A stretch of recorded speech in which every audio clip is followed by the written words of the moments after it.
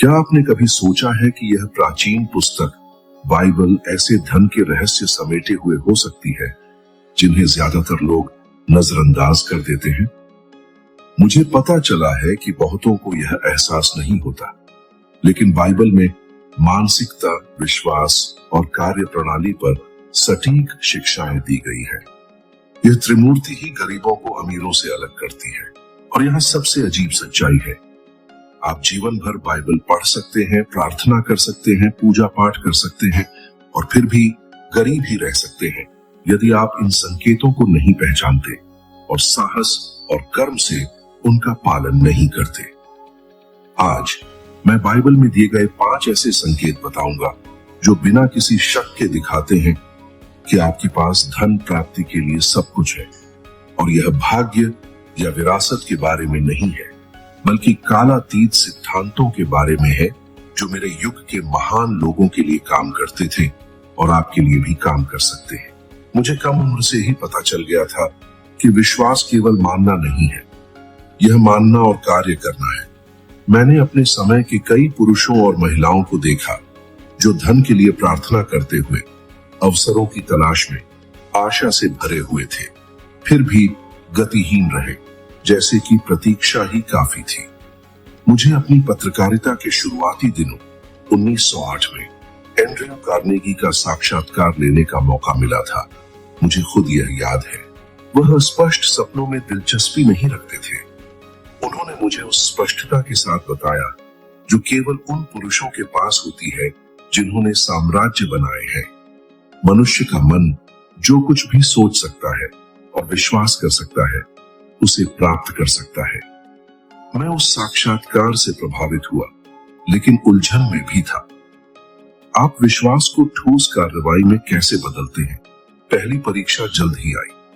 मेरे मन में सफलता के सिद्धांतों का विवरण देने वाली एक पुस्तक लिखने का विचार आया, लेकिन किसी ने विश्वास नहीं किया कि इसका कोई प्रभाव होगा। मेरे परिवार, मेरे दोस्तों, यहाँ तक कि मेरे साथी पत्रकारों ने भी मुझ पर शक किया। हफ्तों तक मैं हिचकिचाता रहा। यह एक क्रूर एहसास था। बिना कार्य के विश्वास ऐसा था जैसे अंधेरे में मोमबत्ती हो और उसे जलाने से मना कर दिया जाए। लेकिन फिर मुझे कार्नेगी के शब्द याद आ गए और मैंने कार्य करने का फैसला किया। मैंने अपने साक्षात्कारों में मिले हर सिद्धांत को लिखना शुरू कर दिया। उन पुरुषों की कहानियों पर शोध किया जिन्होंने सभी बाधाओं के बावजूद धन प्राप्त किया था। यह छोटा लग रहा था, लेकिन हर कदम ने मेरे विश्वास और वास्तविकता के बीच एक पुल बनाया। और यही अंतर है। आप महान विचारों की कल्पना कर सकते हैं, लेकिन यदि आप कार्य नहीं करते हैं तो वे केवल विचार ही रह जाते हैं। हेनरी फोर्ड के बारे में सोचिए। वह हर किसी के लिए एक किफायती कार में विश्वास करते थे, लेकिन उन्हें अनगिनत बार अस्वीकार कर दिया गया था। लोगों ने उनके विचार पर हंसा, निवेशकों ने उन्हें निधि देने से मना कर दिया, लेकिन उन्होंने दृढ़ता से काम जारी रखा। फोर्ड में विश्वास था और कार्य, दोनों के बिना कुछ भी नहीं होता। सच्चा विश्वास ठोस गति में प्रकट होता है। पुस्तक लिखना, छोटा व्यवसाय खोलना, रात रात भर पढ़ाई करना, तब भी जब कोई विश्वास न करे। प्रत्येक कार्य मन को मजबूत करता है, चरित्र को आकार देता है और आपको उस चीज के करीब लाता है जिसकी आपने कल्पना की है। यही कारण है कि बहुत से लोग गरीब रह जाते हैं। वे इच्छा को विश्वास से भ्रमित करते हैं। इच्छा एक सपना है, विश्वास कार्य करने की प्रतिबद्धता है। मैंने उस समय खुद को लगातार 7 दिनों तक इस पाठ को व्यवहार में लाने की चुनौती दी। प्रत्येक दिन मैंने एक व्यावसायिक विचार, एक निवेश कदम या एक अवसर को नोट किया जिसका मैं पता लगा सकता था, और मैंने कम से कम एक ठोस कार्य किया। सप्ताह के अंत में कुछ आश्चर्यजनक हुआ। जो दरवाजे बंद लग रहे थे वे खुलने लगे।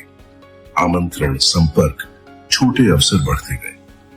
मैं उस समय समझ गया, विश्वास उपजाऊ भूमि में बीज बोने जैसा है, लेकिन आपको इसे पानी देना होगा, इसकी देखभाल करनी होगी, इसे प्रकाश देना होगा और अपने आप चमत्कार होने की उम्मीद नहीं करनी होगी।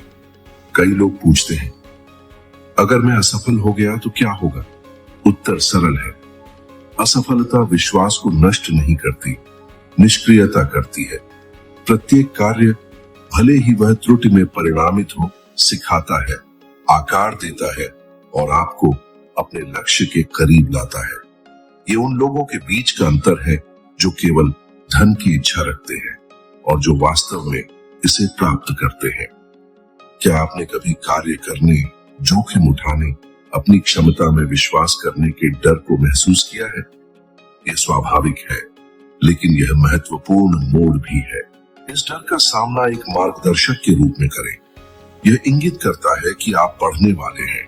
इसलिए बाइबल धन के बारे में जो पहला पाठ सिखाती है वह स्पष्ट है। बिना कार्य के विश्वास खाली है। विश्वास जो गति में प्रकट होता है वह शक्तिशाली है। धन का संकेत वही है। आप महान विचारों की कल्पना करते हैं, उन पर दृढ़ विश्वास करते हैं और हर दिन उन्हें वास्तविकता बनाने के लिए पहला वास्तविक कदम उठाते हैं। आपको अपने आप से जो असली सवाल पूछने की जरूरत है वह यह है, क्या मैं केवल कामना कर रहा हूं या मैं कार्य कर रहा हूं?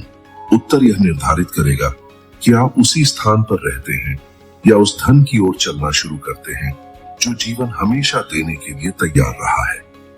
जब मैंने धन और बाइबल के सिद्धांतों के बीच के वास्तविक संबंध की जांच शुरू की, तो मुझे एहसास हुआ कि उदारता एक विवरण नहीं है, बल्कि एक मौलिक स्तंभ है।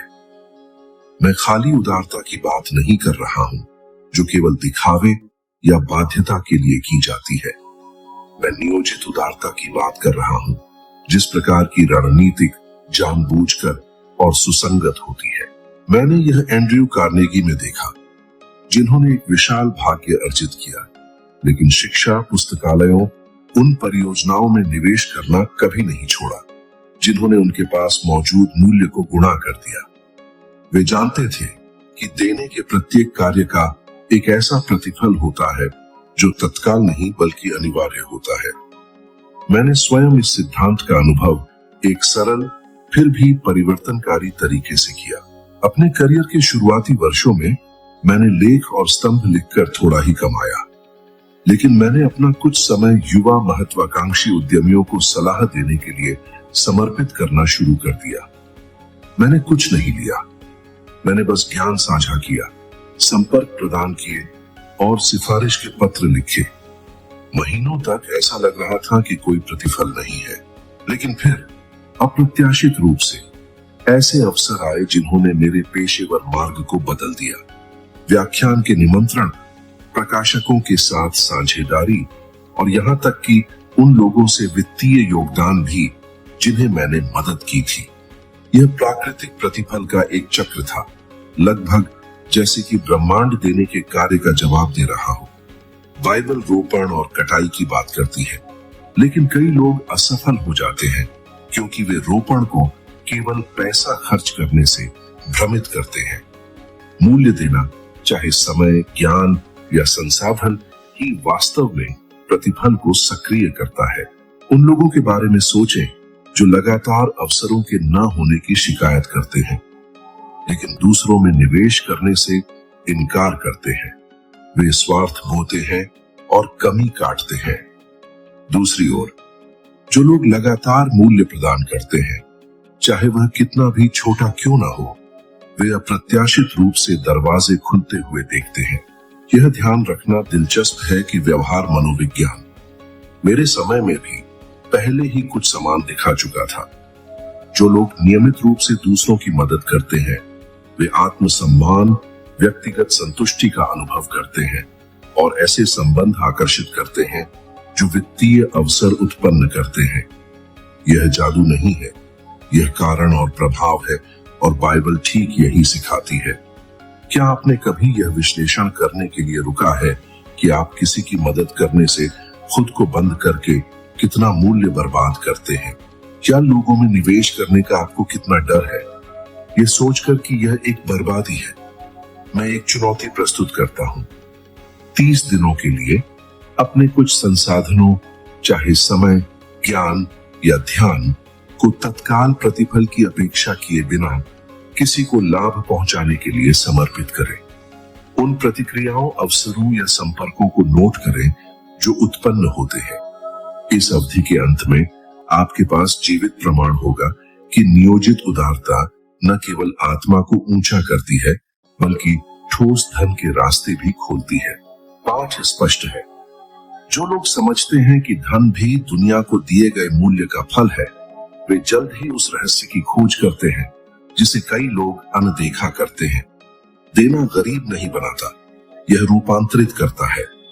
रणनीतिक उदारता का प्रत्येक कार्य उपजाऊ भूमि में डाला गया एक बीज है जो गुणा करने के लिए तैयार है, अक्सर जब कम से कम अपेक्षित हो।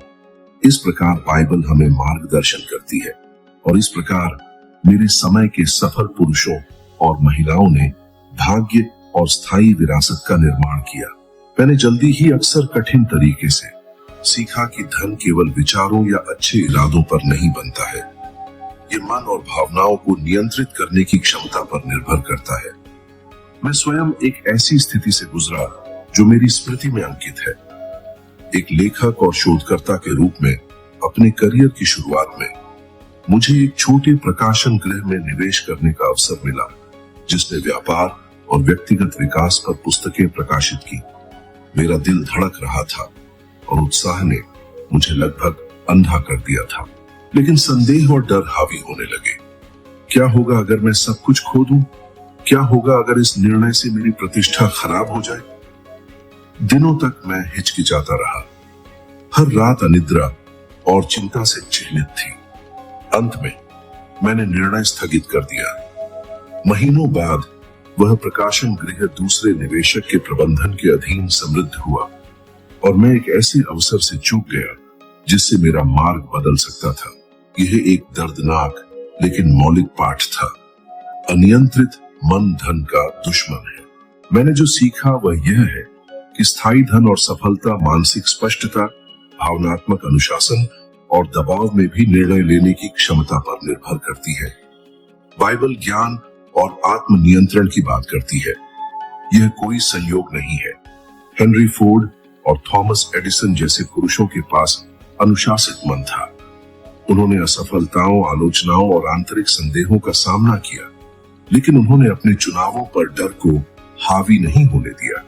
अपने आसपास देखिए, कितने बुद्धिमान लोग केवल इसलिए अवसरों को बर्बाद करते हैं क्योंकि वे आवेग, संदेह या चिंता के आगे झुक जाते हैं। कितने सपने कागज पर ही रह जाते हैं क्योंकि डर तर्क से ज्यादा जोर से बोलता है।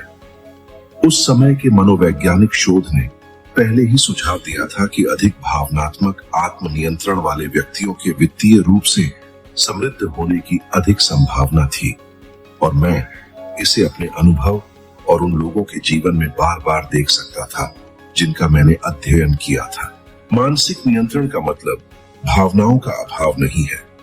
इसका अर्थ है उन्हें पहचानना और सचेत रूप से यह तय करना कि उनके सामने कैसे कार्य करना है।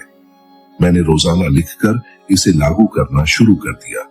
प्रत्येक कदम की योजना बनाना, निर्णयों की समीक्षा करना, डर का सामना करना और उठने वाले हर सीमित विचार को नोट करना। मैंने चिंता को योजना और संदेह को अंशांकित कार्रवाई में बदल दिया। मैं एक व्यावहारिक अभ्यास का प्रस्ताव करता हूँ।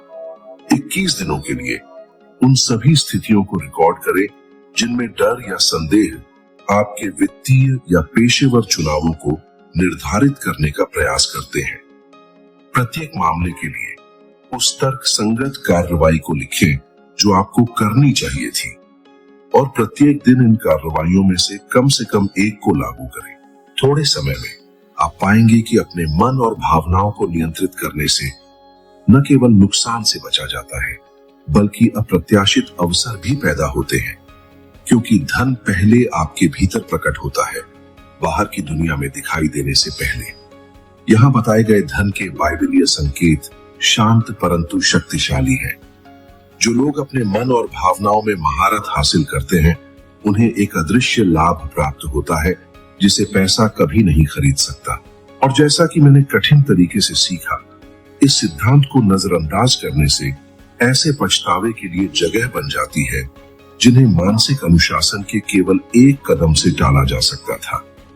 कड़ी मेहनत और लगन ऐसे सिद्धांत हैं जिनका सम्मान करना मैंने अपने रिपोर्टिंग और शोध के दिनों में बहुत पहले ही सीख लिया था।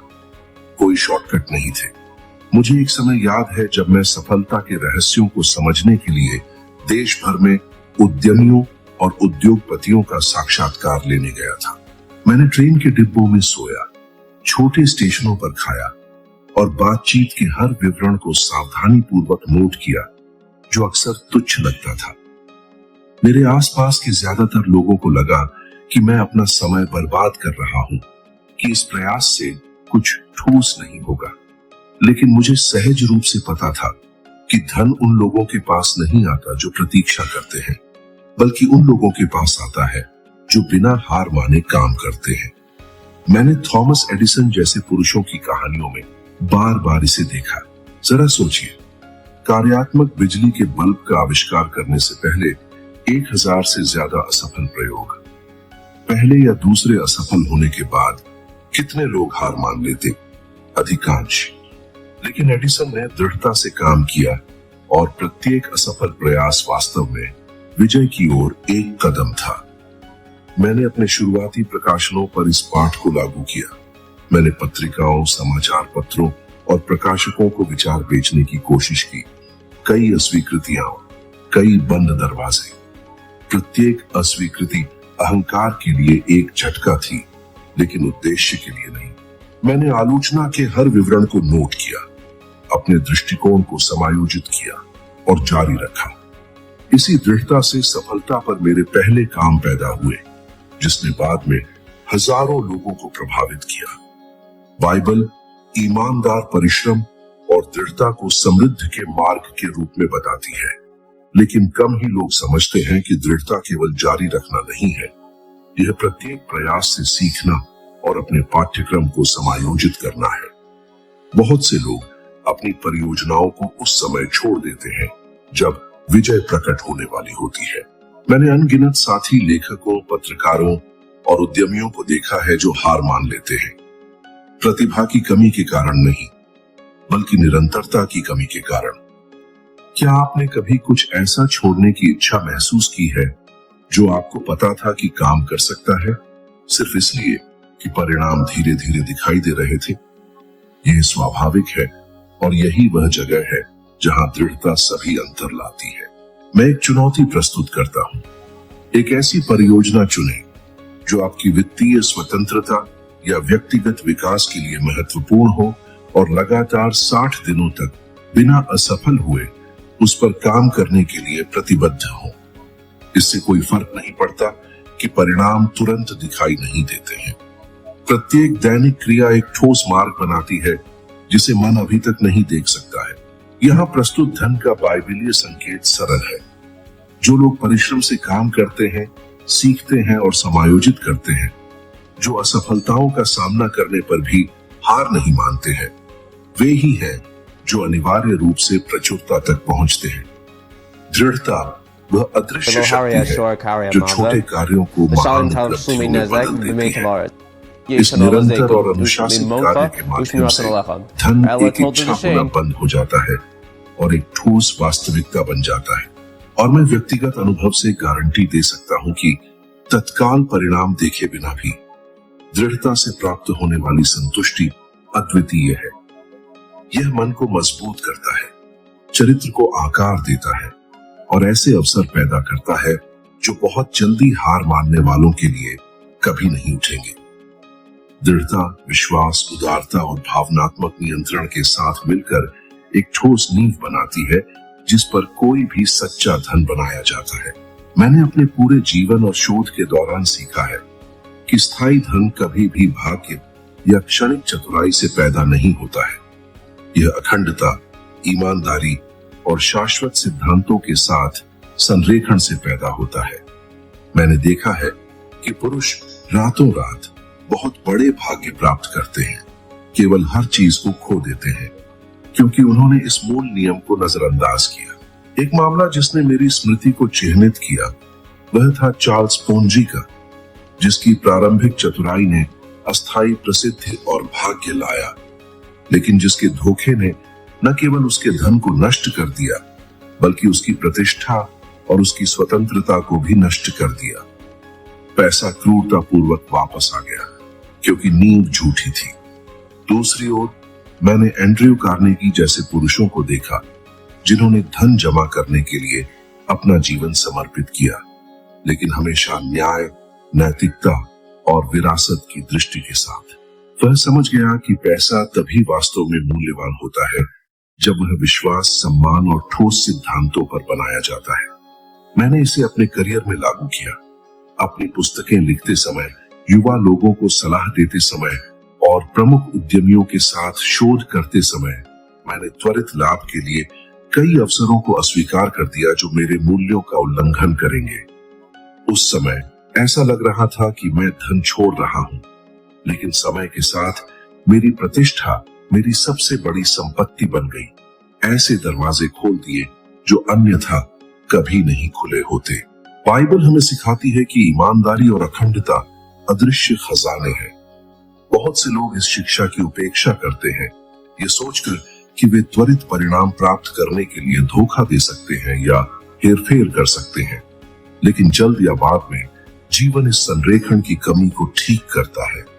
मैंने अपने समय के सहयोगियों, पत्रकारों और उद्यमियों में कई बार इसे देखा।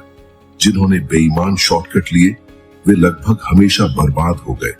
अधिकांश लोग यह नहीं समझते हैं कि धन और चरित्र साथ साथ चलते हैं। एक आदमी के पास बहुत पैसा हो सकता है, लेकिन अगर उसके पास सिद्धांतों की कमी है तो उसके पास शांति, सुरक्षा या स्थायी अवसर नहीं होंगे। अखंडता विश्वास, संबंधों और अवसरों का एक अदृश्य नेटवर्क बनाती है जिसे कोई भी प्रारंभिक पूंजी नहीं खरीद सकती। मैंने खुद को चुनौती दी, वर्षों तक आसान लाभ के बदले अपने सिद्धांतों से समझौता न करने के लिए, और मैं पुष्टि कर सकता हूं मेरे लिए खुला हर दरवाजा मेरे मूल्यों और मेरे कार्यों के बीच इस निरंतरता का परिणाम था। अब मैं एक व्यावहारिक अभ्यास प्रस्तुत करता हूं। 90 दिनों के लिए आपके द्वारा किए गए हर वित्तीय या व्यावसायिक निर्णय की जांच करें। अपने आप से पूछें, क्या यह कार्य मेरे सिद्धांतों का सम्मान करता है? क्या मैं इस विकल्प को तब भी बनाए रखने को तैयार हूं जब कोई नहीं जानता?